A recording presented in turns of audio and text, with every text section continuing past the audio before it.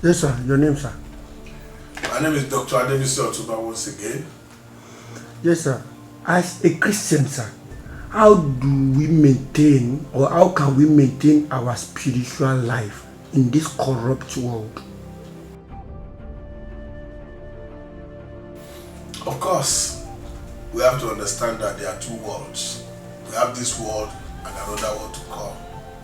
The Bible tells us clearly that there's a world that is coming after this world, and that world is the New Jerusalem and New Heaven. But because our concern today is about this world, Jesus Christ has stated clearly that we are not of this world, but we are in this world.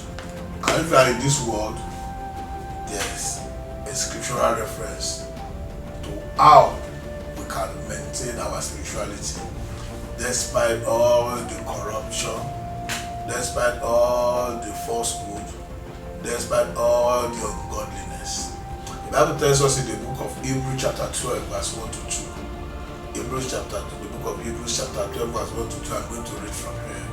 It says, therefore, since we are surrounded by so great a cloud of witnesses, let us all lay aside every weight and sins which cling so closely, and let us run with endurance the race that is set before us. Verse 2. Looking to Jesus, the founder and the perfecter of our faith, who for the joy that was set before him endured the cross, despising the shame, and is seated at the right hand of the throne of God. From that scripture, we have been advised on what to do if we must maintain our spirituality in this corrupt world.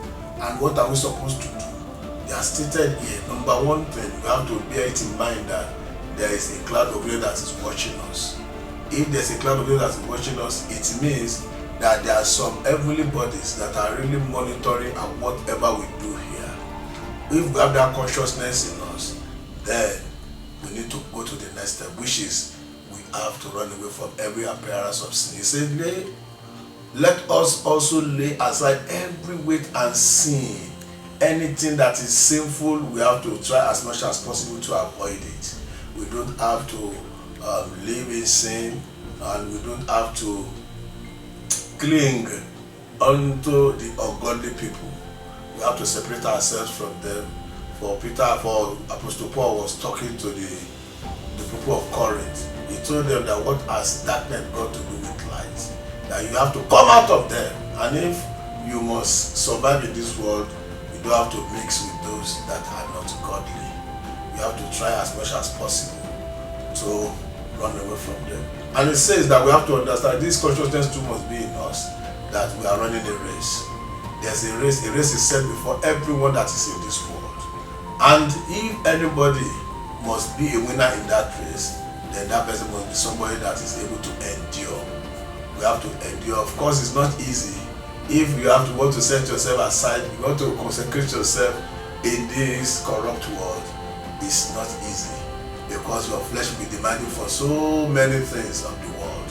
Your flesh wants to ride the best car. Your flesh wants to wear the best clothes. Your flesh wants to be partaker of the civilization. But if you know that there is a cloud of glory that is watching you, and you have been encouraged to run away from appearance of sin, and that you are running a race, then you have to endure. You have to take your eyes away from all the worldly things. Then finally, the author of the book of Hebrews makes us to understand that if all this must be done and must be receive a reward for our godliness in this ungodly world, then we have to look unto Jesus, who is the author and the finisher of our faith. Jesus Christ has said before us, he says in the book of Matthew chapter 11 verse 28 and 29, that he has come into us to show us the way. If he has come to show us the way, then he has given us a way to follow.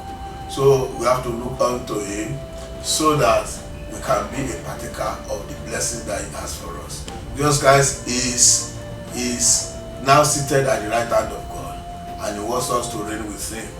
He says in the book of John chapter 14 that he's going there to prepare a place for us, that he's coming back to take us there, that if what he was saying was not true, he wouldn't have told us. And now that we have the information, we have to look unto him and be sure that when he comes, we are taking with him and we reign with him. I think I have to stop here. Thank you, sir.